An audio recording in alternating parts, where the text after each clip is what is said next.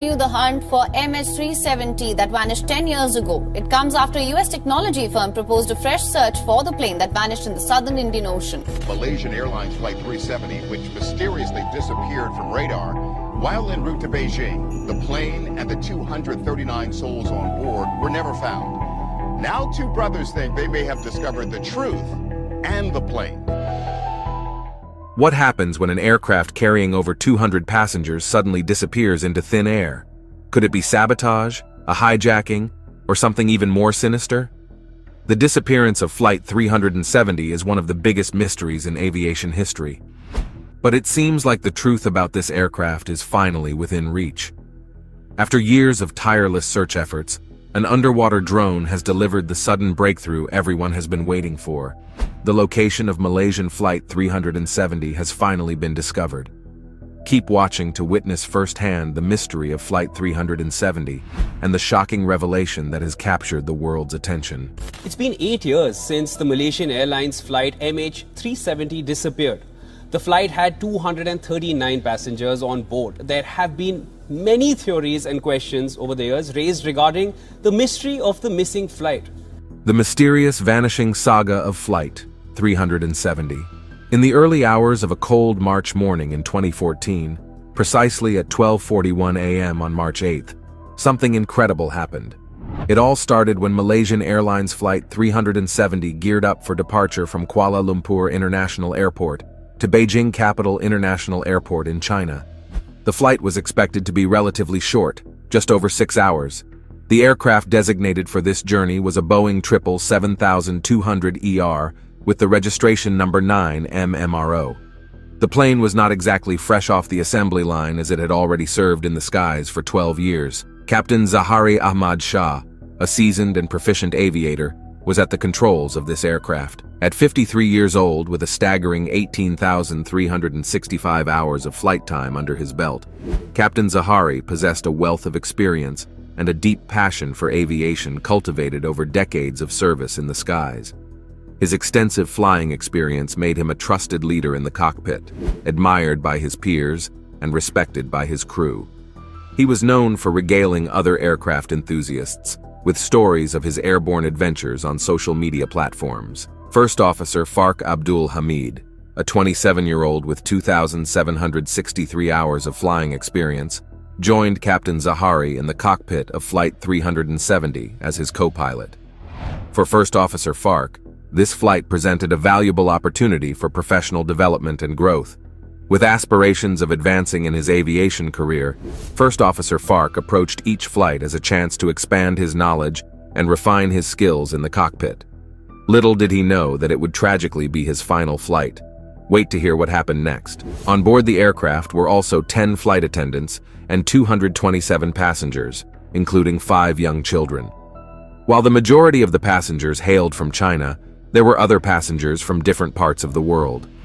Among the passengers were 38 individuals from Malaysia, as well as people from Indonesia, Australia, India, France, the USA, Iran, Ukraine, Canada, New Zealand, the Netherlands, Russia, and Taiwan.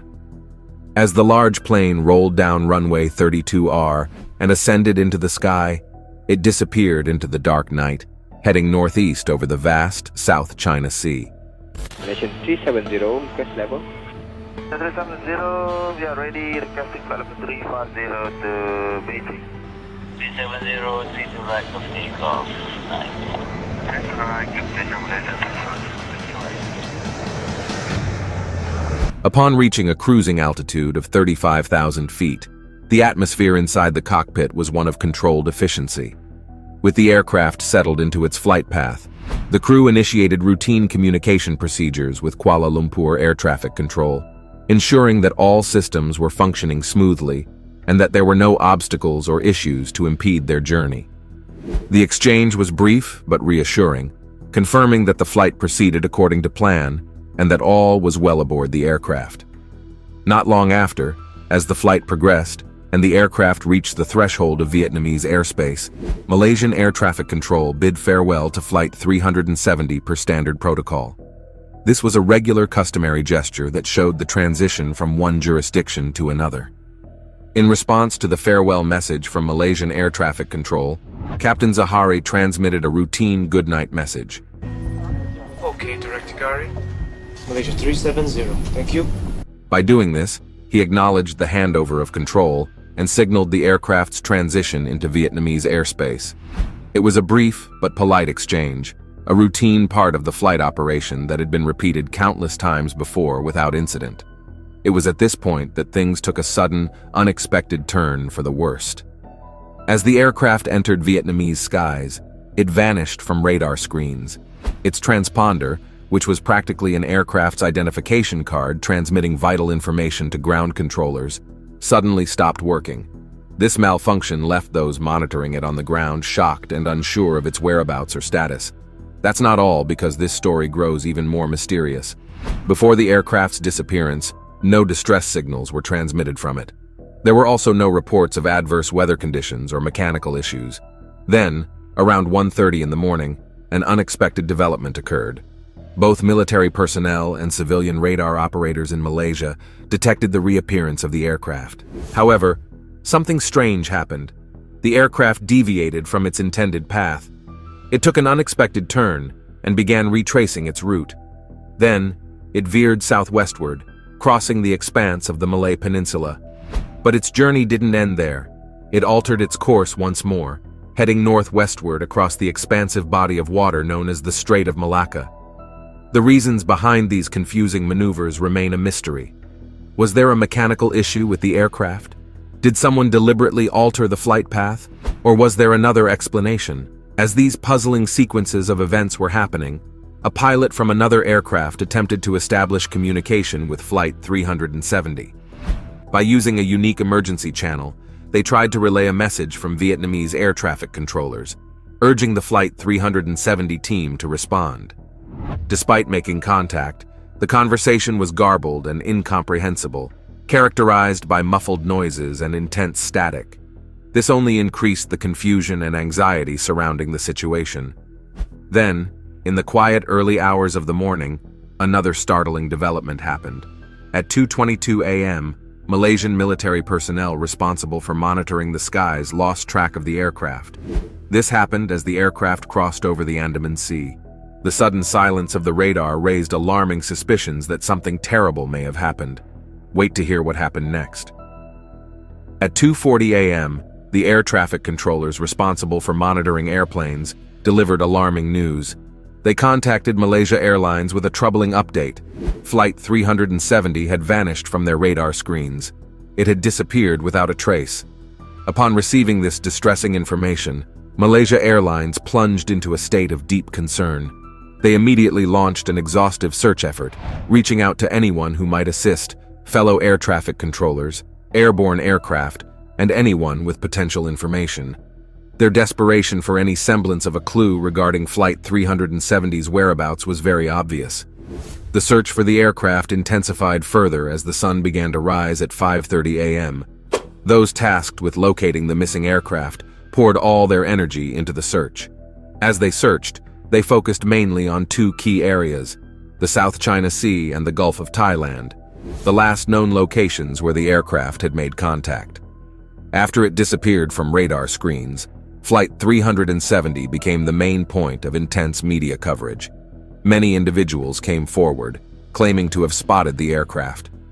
On March 19, 2014, several eyewitnesses, ranging from fishermen to oil rig workers and residents of locales like the Kuta Huadu Atoll in the Maldives, reported sightings resembling Flight 370. Some of these accounts were incredibly detailed. For instance, a fisherman near the coast of Kota Baru described an incredibly concerning scenario. According to him, he saw an aircraft that was flying at an unusually low altitude. But that's not the only discovery that shocked the Malaysian airline authorities. Stay tuned to see what happened next. Reports of the missing aircraft. In a remote location, 1863 miles southeast of a spot known as Wong, something unsettling happened. A regular routine day for an oil rig worker was abruptly interrupted when he spotted something that he thought was strange. Looking up, he was surprised to see flames streaking across the sky in the early hours of the morning. The sight was so astonishing to him that he felt shivers run down his spine. Sensing the gravity of the situation, the oil rig worker wasted no time in reporting his observation to the authorities. Recognizing the potential significance of the reported celestial phenomenon, the authorities quickly mobilized a search and rescue operation, determined to find out the mystery behind this reported celestial spectacle. As news of the unsettling sighting spread, speculation and conjecture ran rampant. The mysterious nature of the sighting only served to deepen the sense of curiosity and fascination, as observers struggled with the myriad questions that arose in its wake. What could have caused such a phenomenon?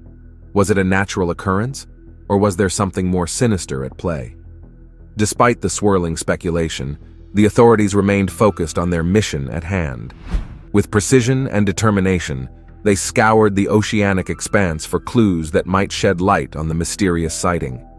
Every lead was meticulously pursued, every possibility carefully considered, as they left no stone unturned in their quest for answers. Meanwhile, Indonesian fishermen also came forward with their own observations.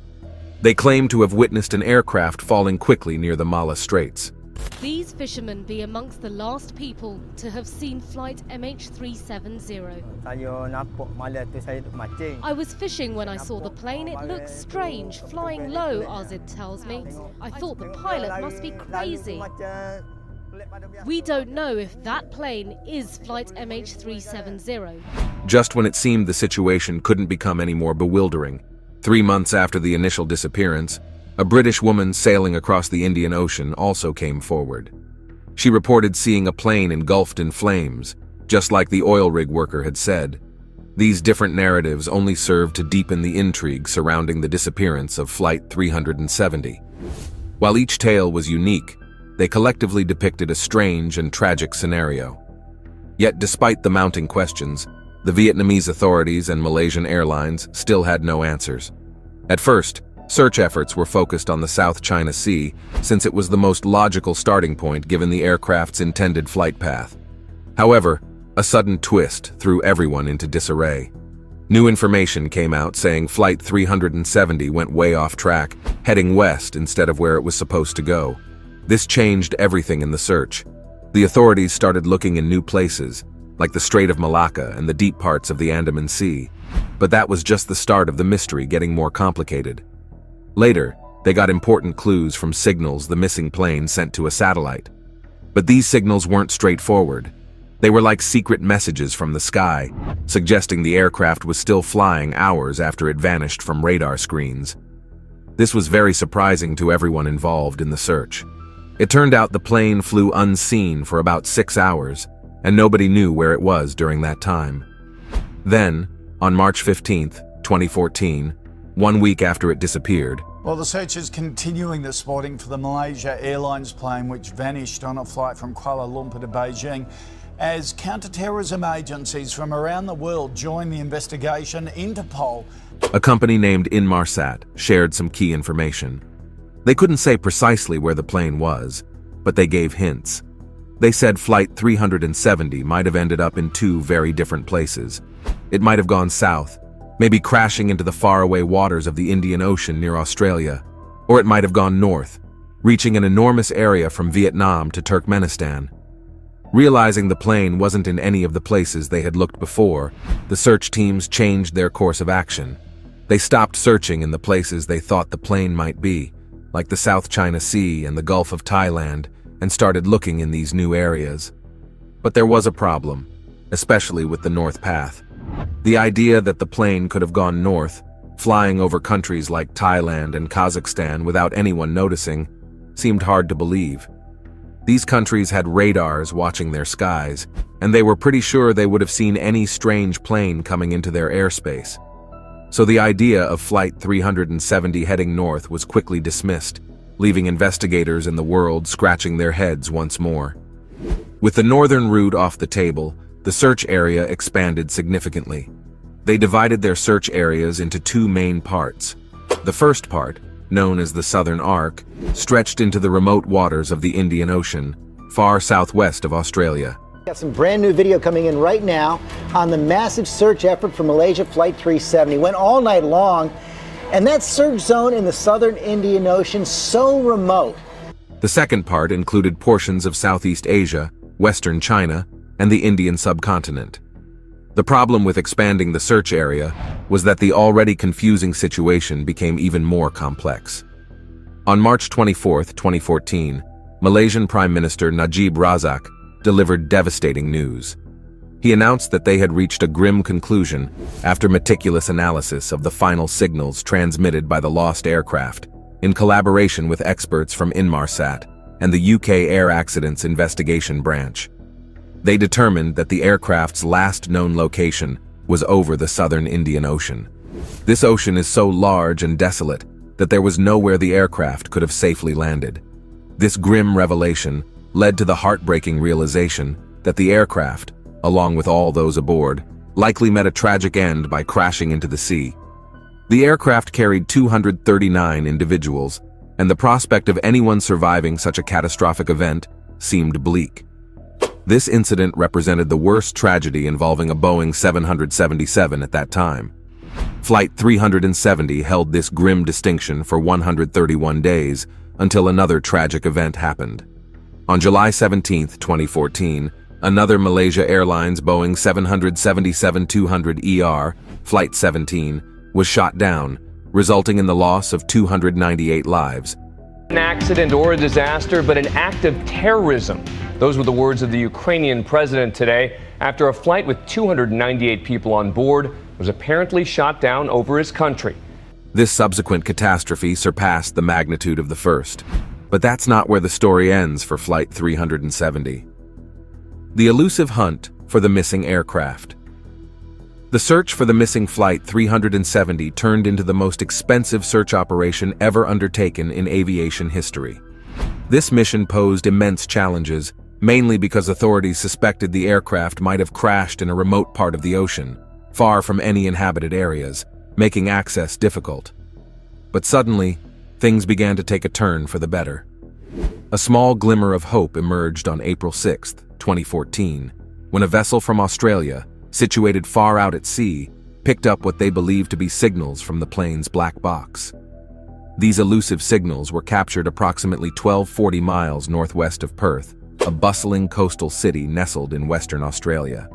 The credibility of this lead received a significant boost when the data from Inmarsat, the satellite company previously mentioned, correlated with the reported location of these signals. Despite this glimmer of hope, apprehension lingered in the air. However, this raised some concerns. If these signals truly came from Flight 370, the black box, which recorded the aircraft's final moments, might soon lose power and stop functioning. The subsequent steps taken to validate this lead showed the situation's urgency. A meticulous and methodical approach was essential to translate the cryptic messages concealed within these signals. To investigate this lead, a robotic underwater drone was sent to scour the depths of the ocean floor. Despite the drone's extensive and diligent search efforts, no traces of the missing aircraft were uncovered. Because of this, doubts arose among some individuals, speculating that the detected signals may have resulted from errors or interference from the submarine's equipment. Still, the search team did not give up. They continued searching with unwavering determination until June 2015. Unfortunately, their endeavors yielded no tangible results. Then, on July 29, 2015, a fascinating breakthrough happened. A portion of the aircraft's right wing, known as the flaperon, washed ashore on a beach on Reunion Island. This island lay far beyond the initial search area in the Indian Ocean, approximately 2,300 miles west of it. Over the next 18 months, fragments suspected to belong to the aircraft began appearing on beaches in various locations, including Tanzania, Mozambique, South Africa, Madagascar, and Mauritius. Among these discoveries, 26 fragments were said to be potentially linked to the missing plane. Of these, 3 were definitively identified as belonging to Flight 370, while 17 were highly likely matches. 2 of these fragments were also traced back to the aircraft's interior, suggesting the possibility that the plane may have disintegrated at some point. However, the exact circumstances surrounding the breakup remained uncertain. After examining fragments of the wing found on Reunion Island and in Tanzania, the search team finally got insights into the events that happened before the aircraft's disappearance. It appeared that the plane did not make a controlled descent onto the water's surface. Instead, some experts theorized that Flight 370 may have experienced a high-velocity impact, falling quickly in a steep dive. In January 2017, Malaysia, Australia, and China announced the suspension of their official search efforts for Flight 370. However, a United States-based company named Ocean Infinity received authorization from Malaysia to continue the search. This extended search operation continued until May 2018, when the Malaysian Transport Ministry declared its conclusion. But things didn't end there, so stay glued to your screens to see what happens next. Analyzing the conspiracies and clues of Flight 370. In July 2018, Malaysian officials released a report concerning the mysterious disappearance of Flight 370. This report earned massive attention, as it suggested that the aircraft's disappearance was unlikely to be the result of an accidental mechanical failure. Instead, it hinted at the possibility of deliberate human intervention, implying that someone may have intentionally altered the plane's course. Despite numerous clues and diligent investigative efforts, the panel of experts tasked with unraveling this confusing case remained unable to point out the precise reasons behind Flight 370's disappearance. This left many vital questions unanswered. Following the aircraft's disappearance, many people came up with different theories, speculating about the possible scenarios of what happened to the aircraft. One particularly concerning theory proposed the possibility of hijacking, suggesting that someone forcibly seized control of the aircraft. This speculation was not merely conjecture, it was supported by tangible evidence. The revelation that two individuals had boarded Flight 370 using stolen passports was of particular concern. These passports had been reported missing in Thailand within the preceding 2 years. Interpol, an international organization facilitating collaboration among law enforcement agencies worldwide, confirmed that these passports were indeed listed in their lost or stolen passports database. The failure to cross-reference these passports against the database at the time of their theft was a major oversight. This issue gained further prominence when Ahmad Zahid Hamidi, responsible for Malaysia's internal security, mentioned that this was a glaring error. He expressed dismay over the fact that individuals with stolen passports had been permitted to board the aircraft at Malaysian borders. These individuals had bought one-way tickets through China Southern Airlines. Subsequent investigations revealed that the two passengers were young men aged 19 and 29 who had entered Malaysia legally using their authentic Iranian passports at the end of February 2014. More details emerged regarding the circumstances surrounding the ticket purchase. A man from Iran, making inquiries from a location in Bangkok, had sought the cheapest available tickets to Europe, which he paid for in cash. More investigations also showed that the two passengers were indeed Iranian nationals who had entered Malaysia legally using their authentic passports.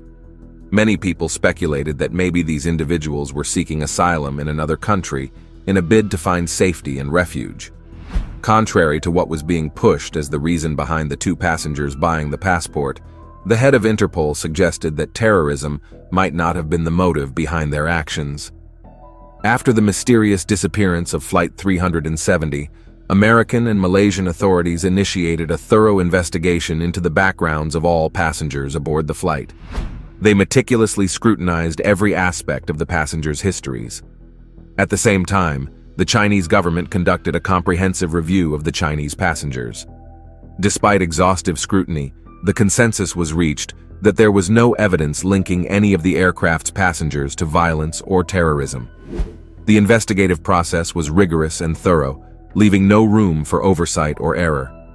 Every aspect of the passengers' lives was subjected to intense scrutiny, from their professional affiliations to their personal relationships, in an effort to uncover any potential links to violence or terrorism. However, despite the exhaustive nature of the investigation, no evidence emerged to suggest that any of the passengers harbored malicious intent or posed a threat to the safety and security of the flight. In the absence of concrete evidence pointing to foul play or bad intentions, investigators found themselves struggling with this very confusing situation. Despite their best efforts, the elusive truth behind Flight 370's disappearance remained tantalizingly out of reach. In the absence of tangible evidence, the investigation into Flight 370's disappearance entered a state of limbo. As the weeks turned into months and the months into years, the search for answers continued, and Flight 370 still remains one of aviation's greatest mysteries. So, do you think the revealed location of the missing aircraft is true? Let us know your thoughts in the comments section below. We have come to the end of this video. If you enjoyed watching,